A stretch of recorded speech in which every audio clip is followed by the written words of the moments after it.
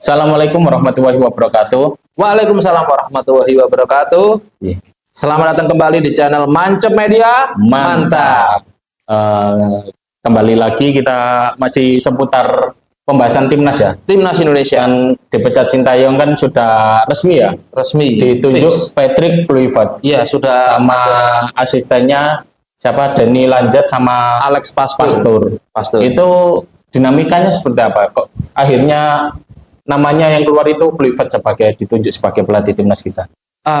Sebelumnya kan Kluivert ini belum melatih ya, tapi kan sudah resmi, sudah diucapkan selamat datang oleh akun Timnas Indonesia. Yeah. Tapi sudah ada Kluivert out.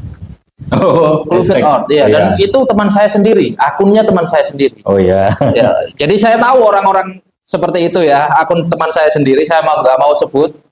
Jadi menurut Pak Erick Thohir, penunjukan seorang Kluivert ini sudah akhir Desember kalau nggak salah. Tapi sebelum itu Pak Erick Thohir ini kan sudah menyiapkan beberapa nama. Kalau nggak salah itu ada 15 nama yang diseleksi oleh Pak Erick Thohir.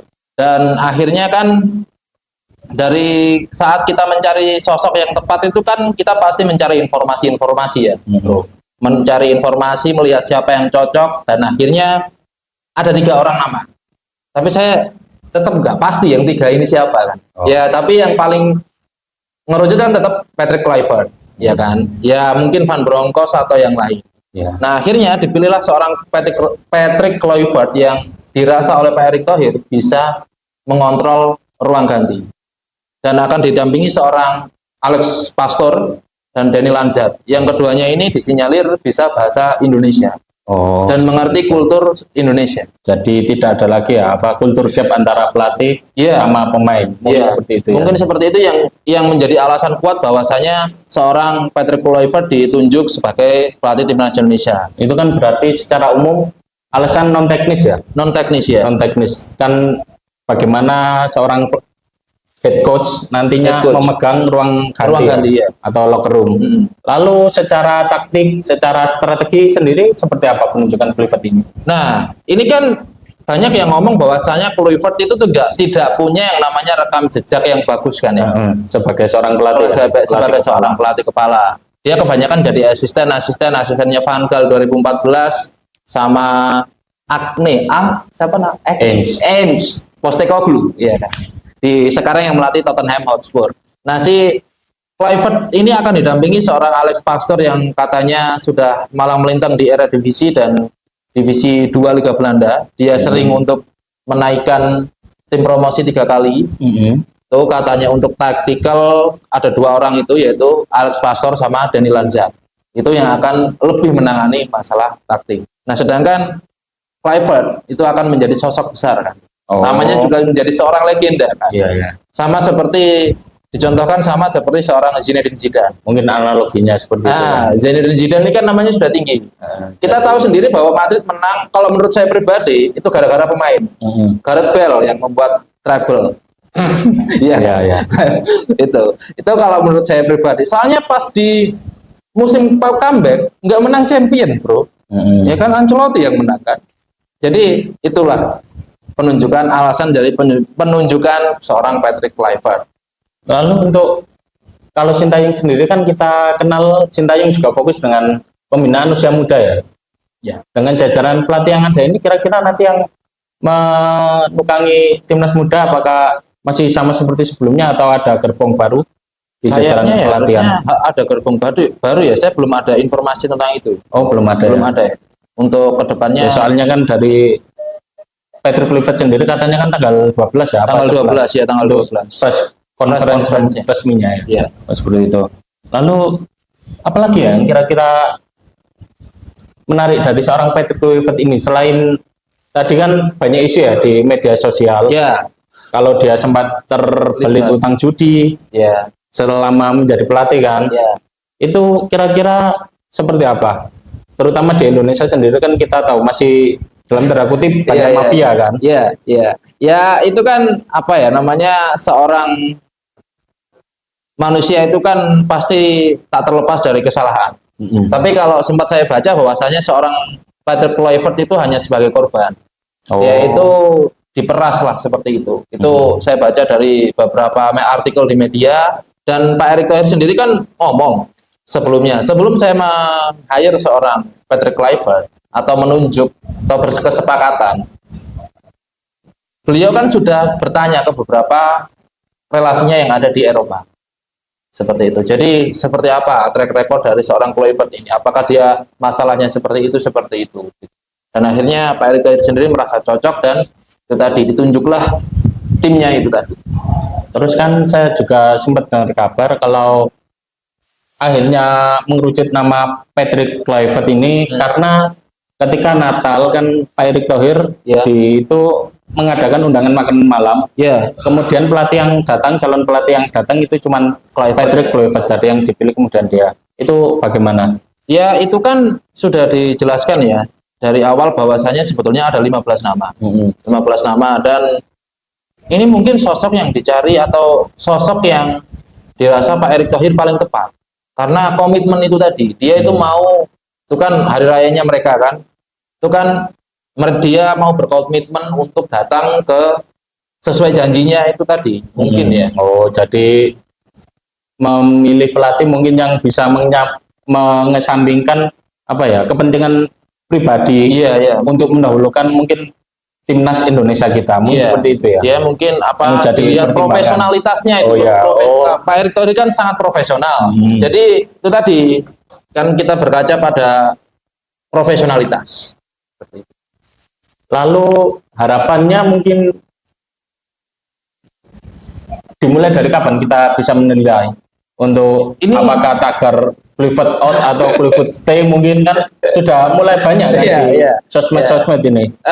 Kalau melihat dari pembicaraan Pak Erick Thohir di media kan beliau bilang bahwa tidak boleh mengkultuskan seseorang ya. Itu kan tidak boleh kan. Di agama kita juga tidak boleh kan. Mengkultuskan seseorang. Tapi di agama tidak boleh, bangsa kita sendiri kan banyak terjadi pengkultusan, bahkan segala UCCRP itu itu kan juga dikultuskan juga. Itu mungkin IQ gak sih, Bro? Ya bisa jadi, tapi kan itulah seperti jadi untuk Patrick Kluivert kan kita lihat dulu langsung, kalau saya cari tahu informasinya nggak ada pertandingan uji coba. Besok itu jadi kita langsung lawan Australia. Berarti para pemain timnas ini bertemunya langsung ya? Iya, katanya seperti itu. Tapi katanya Pak Erick Thohir itu Patrick Kluivert itu harus ada bertemu dulu sama pemain nasional Liga 1. Liga 1 dulu. Setelah itu katanya beliau si Kluivert ini akan bertemu dengan pemain-pemain kita yang ada di Belanda. Katanya akan berkeliling sendiri untuk menyocokkan atau gimana gitu, katanya seperti itu. Pendekatannya ya secara personal mungkin bisa lebih enak, soalnya kan secara bahasa sama culture dibandingkan pelatih sebelumnya kan cukup bertolak belakang ya. Iya. Kalau soalnya saya dengar pelatih sebelumnya itu ketika ada dituntut untuk mengadakan pertemuan dengan klub, terutama klub Liga 1 itu rata-rata pertemuannya cuma lewat Zoom. Cuman secara secara online, bukan secara langsung kebanyakan. Jadi mungkin dengan datangnya Patrick Kluivert ini para pelatih di Liga 1 juga mungkin bisa lebih menyuarakan lah kepentingan supaya untuk timnas ini lebih baik juga. Iya, itu kan sempat Thomas Doll ya, mantan pelatih, masih nggak tahu ya. Soalnya saya nggak terlalu nonton Liga 1. Jadi Thomas Doll 2024 kemarin kan sempat ngomong kalau sempat konflik sama Sintayong masalah itu kan. Dia kan nggak mau, jarang sekali kan awal-awal kepemimpinan seorang Sintayong untuk datang melihat Liga 1 kita. Kan di akhir-akhir saja. Dan itu pun katanya ada di kontrak, diharuskan bahwasanya seorang Sintayong untuk mau melihat liga kita secara langsung, hadir di stadion dan berhubungan dengan orang-orang di Liga 1 itu, dan wajib belajar bahasa Indonesia. Itu dikontrak katanya. Ya. Tapi kan kita tentu tidak tahu kan isi kontrak sebetulnya itu seperti apa. Tahu, Jangan-jangan mungkin yang penting timnas berprestasi ya sudah, kamu aman. Takutnya kan seperti itu. Ya apa ya?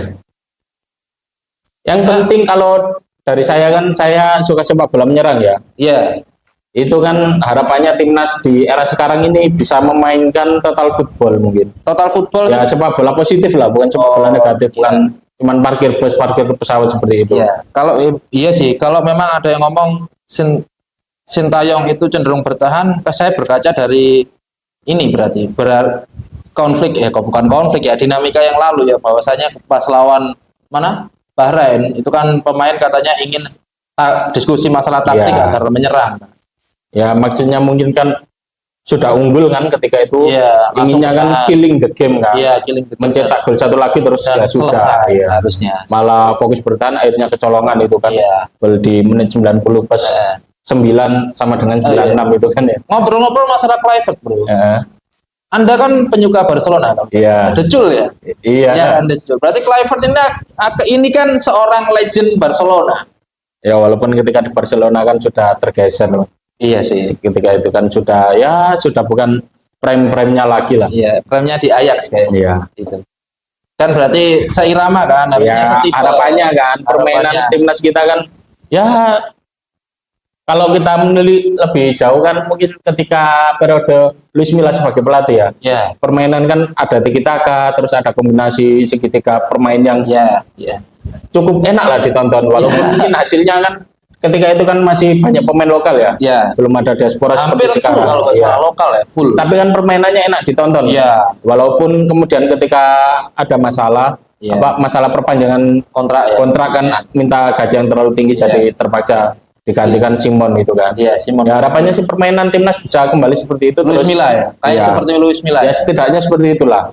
Berminumnya mungkin. Oh iya, katanya Pak Erick Thohir ini juga sempat melakukan wawancara kepada pelatih Italia sama Jerman, Spanyol. Tapi Pak Erick Thohir itu mengkhawatirkan nanti kalau semisal terjadi dinamika lagi seperti itu. Kan saya kira kan jam terbang pelatih-pelatih Eropa lah. Setidaknya mereka kan sudah sebagian besar menguasai banyak bahasa kan. Ya katakan Ancelotti kan berapa banyak dia bahasanya. Pernah melatih di Prancis, di Jerman, di Italia, Inggris, bahkan sekarang Spanyol masih tetap pelatih top kan. Ya saya kira tergantung kembali ke diri pelatihnya, apakah dia mau belajar atau tidak. Tapi kalau melihat Ancelotti tadi sosok Ancelotti kan dikatakan bahwa tidak terlalu taktikal. Iya kan, bahkan ada pandit yang bilang dia miskin taktik kan. Walaupun hasilnya ya cukup bagus, walaupun saya sebagai Decul ya agak males lah. Agak males soalnya kan menang seperti itu ya buat apa? Mending menang 4-0 nggak juara daripada menang main sampah kayak gitu kan. Nah harapannya sama Patrick Kluivert ini kita bisa bersenang-senang lagi untuk menonton timnas, tidak meketek lah nontonnya. Seperti itu. Iya kan, kalau dari Anda sang pemuja SAF, pelatih pragmatis yang membawa era keemasan MU seperti apa? Ya kan, SAF itu adalah hasil akhir ya, hasil akhir. Tapi waktu itu bosan ya, kalau kita nonton bola itu hasil akhir terus. Waktu seorang Pep Guardiola muncul, saya ingin ganti pelatih, ganti klub waktu itu. Karena melihat bagaimana hegemoni seorang Barcelona dengan Pep Guardiola waktu itu. Akan tetapi ya pelatih itu kalau bisa ya hasil bagus, kalau bisa ya, dan permainan sesuai, saya bilang itu sesuai dengan. Walaupun tidak bisa ya kan melihat kualitas pemain apa, lalu memaksimalkan strategi atau taktik yang sesuai dengan pemain yang ada. Kalau memang kita itu diharuskan bertahan ya, maksudnya musuh kita itu levelnya benar-benar di atas seperti lawan Jepang ya, kita bertahan dulu nggak apa-apa. Tapi kalau semisal lawannya di bawah kita, ya masa kita bertahan kan malu bro. Oh iya. Gitu loh maksud saya. Kalau di era sebelumnya kan timnas bertahan ini kan ngincer serangan balik, tapi serangan balik juga kan tidak ada polanya. Seringkali ketika wing kita melakukan penetrasi kan tidak ada pemain lain yang menunggu di depan gawang kan. Harapannya dengan pelatih asal Belanda terutama ini yang dikenal dengan sepak bola menyerangnya, kita bisa kan pertahanan ini mungkin sudah bagus ya. Tinggal memperbaiki di seperti ke akhir atau di depan itu. Tapi kalau menurut Anda sendiri bro, ini kan ada seorang Patrick Kluivert ya. Siapa yang mungkin tidak dipanggil? Jadi pemain-pemain yang di eranya Sintayong berpindah ke Patrick Kluivert, siapa yang mungkin tidak akan dipanggil ya? Kemungkinan lah, menurut pendapat pribadi yang tidak terpakai. Ya mungkin maaf kalau sebelumnya mungkin terlalu jujur. Sepertinya ya Pratama Arhan sama Asnawi mungkin agak sulit untuk masuk. Soalnya di posisi tersebut kan sudah penuh dengan pemain-pemain diaspora juga. Iya Di sih. posisi back kiri ada Calvin Verdong, terus di kanan ada Mes, ada Jai, siapa?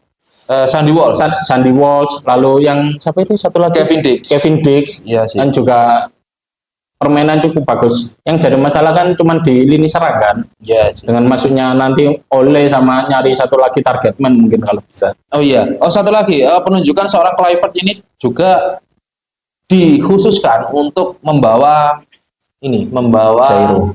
Jairo sama pemain-pemain keturunan yang ada di supaya bisa lebih mudah ya. mudah untuk bergabung. Itu Coachingnya. ya itu sempat kan kemarin ada apa ya? Dia kan pernah ngelatih apa? Kakao apa? Negara Kurakao ya. Kurakao kan katanya admin media sosialnya bilang bahwasanya seorang Patrick Kluivert itu bagus sekali dengan masalah perekrutan. Akan tetapi masalah taktik dia memang kurang. Nah, itu kan Pak Erick Thohir mungkin sudah berpikir sejauh itu untuk ada timnya untuk masalah taktikal sendiri si Kluivert ini untuk pelatih kepala ya. Pelatih kepala ya, untuk setidaknya kan bisa menjaga locker room ini supaya positif ya, nggak gonjang-ganjing seperti sekarang, sama bisa menjaga mungkin mental dari mood pemain supaya dia kan nama besar nama besar seorang Kluivert kan nama seperti besar. Itu ya. Nanti terlepas dari hasil ya, kira-kira peluang timnas kita di sisa kualifikasi ini seperti apa? Karena belum pernah melihat seorang Patrick Kluivert itu membawa sebuah tim, saya sih tetap 50-50 ya. 50-50. Tapi harapan saya kalau bisa ya 55-45 kalau bisa untuk lolos ke Piala Dunia secara langsung kalau saya mikir seperti itu. Jadi kalau semisal Australia imbang ya terus Bahrain sama Cina sapu bersih, Jepang kalah nggak apa-apa. Itu kemungkinan besar kita bisa lolos. Masih setidaknya lanjut lah. Iya. Terutama kan di pertandingan Bahrain sama Cina itu harus wajib hukumnya GBK kan. Kalau Cina sih kemungkinan besar bisa sih. Tapi kalau meremehkan ya nggak tahu lagi ya kalau eksperimental. Tapi kan udah yang lalu. Sudah ya. Soalnya sudah terlalu banyak kita harus move on ya dengan pelatih baru ini. Kita hilangkan lah tagar-tagar pelatih Kluivert ini out atau apapun itu ada negatif. Soalnya kan dia belum juga melatih, belum juga ada konferensi pers resmi belum dari Kluivert. Jadi soalnya. Kita tetap dukung timnas, kita berharap yang terbaik untuk timnas, kita tetap dukung Pak Erick Thohir dan PSSI serta supaya nanti para pemain bisa lebih baik lagi penampilannya di atas lapangan. Iya, seperti itulah. Mungkin hanya itu yang bisa kami sampaikan. Jangan lupa klik like, komen, dan subscribe karena itu sangat berharga bagi kami. Mohon maaf atas kata-kata yang mungkin kurang berkenan. Assalamualaikum warahmatullahi wabarakatuh. Waalaikumsalam warahmatullahi wabarakatuh.